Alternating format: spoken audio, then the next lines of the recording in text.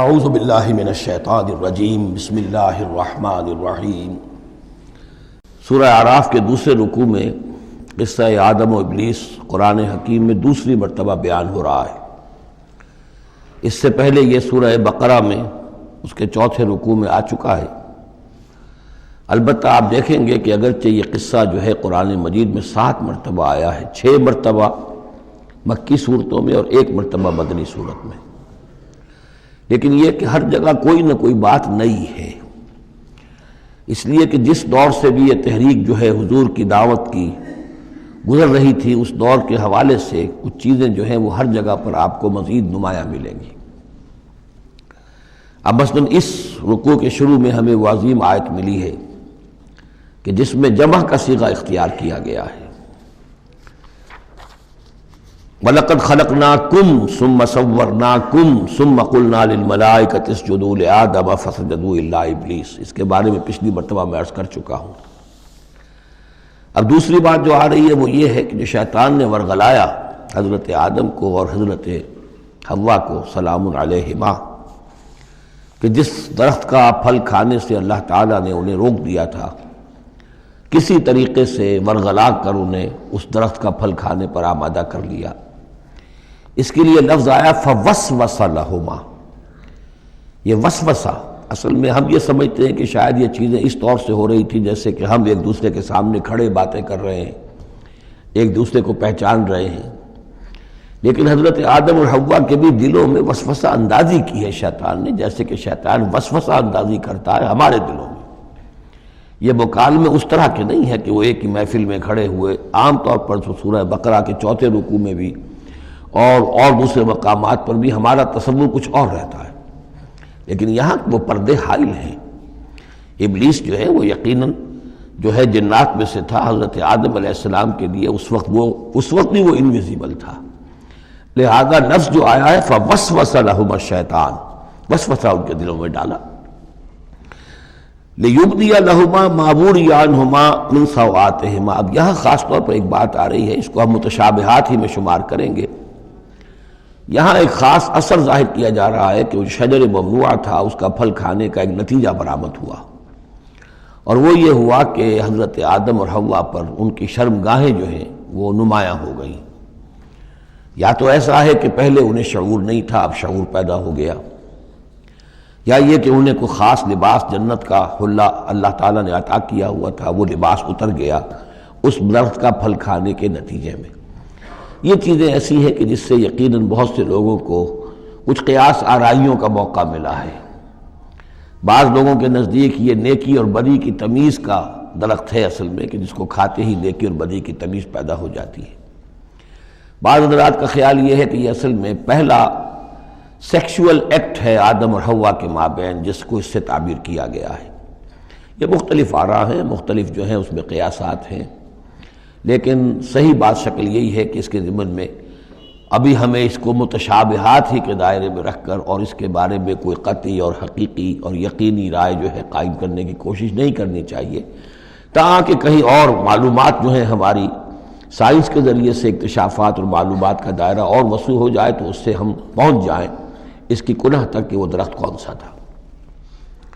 لیکن یہاں ظاہر کیا گیا ہے کہ شیطان نے جو وسوسہ اندازی کی ان کے دلوں میں وہ یہ تھی، فوسوس لهما الشیطان ليبدي لهما ما وري عنهما من سوآتهما وقال ما نهاكما ربكما عن هذه الشجرة۔ اور اس نے کہا، یہ وسوسہ اندازی کی کہ نہیں روکا ہے آپ دونوں کو آپ کے رب نے اس درخت سے، الا ان تکونا ملکین، مگر یہ کہ کہیں آپ نہ ہو جائیں فرشتے نہ بن جائیں، او تکونا من الخالدین، یا ہو جائیں آپ ہمیشہ ہمیش رہنے والے۔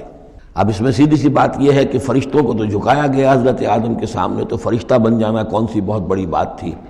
لیکن یہ کہ انسان بسا اوقات اپنی اصل حقیقت کو، اصل مقام کو بھول جاتا ہے، نسیان ہو جاتا ہے،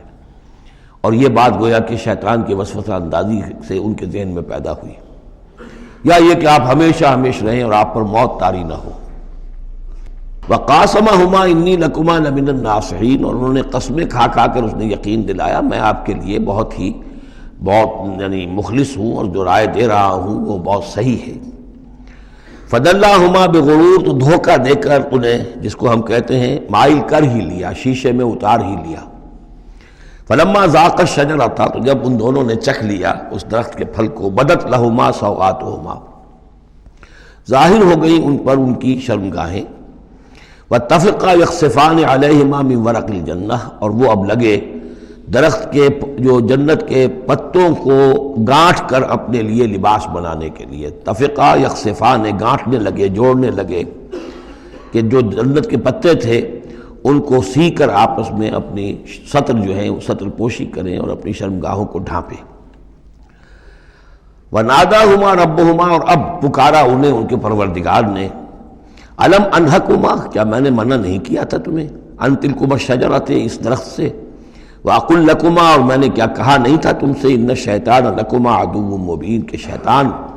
تم دونوں کے لیے بڑا کھلا دشمن ہے۔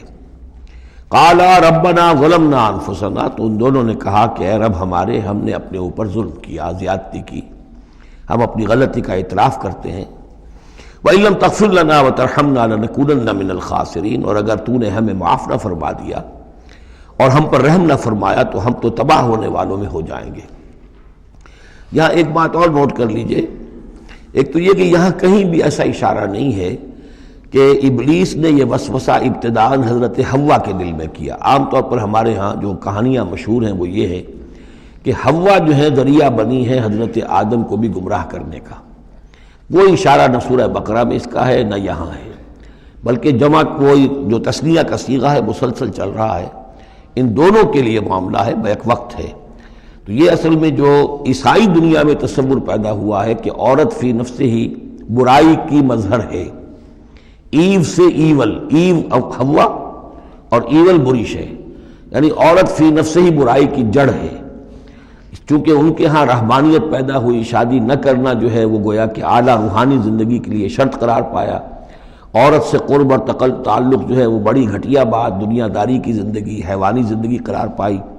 تو یہ تصورات قرآن میں کہیں نہیں ہیں۔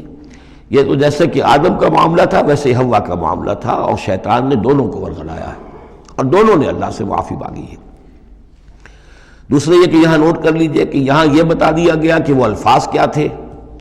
وہاں سورہ بقرہ میں ہم پڑھا آئے فَتَلَقَّى آدَمُ مِن رَبِّهِ كَلِمَاتٍ فَتَابَ عَلَيْهِ، حضرت آدم کے دل میں جو ایک سخت پشیمانی کے جذبات پیدا ہوئے تو اس کے لیے الفاظ خود اللہ تعالیٰ نے تلقین فرما دیے، اور وہ الفاظ یہ ہیں ربنا ظلمنا انفسنا وَإِن لَّمْ تَغْفِرْ لَنَا وَتَرْحَمْنَا لَنَكُونَنَّ مِنَ الْخَاسِرِينَ۔ صدق اللہ العظیم۔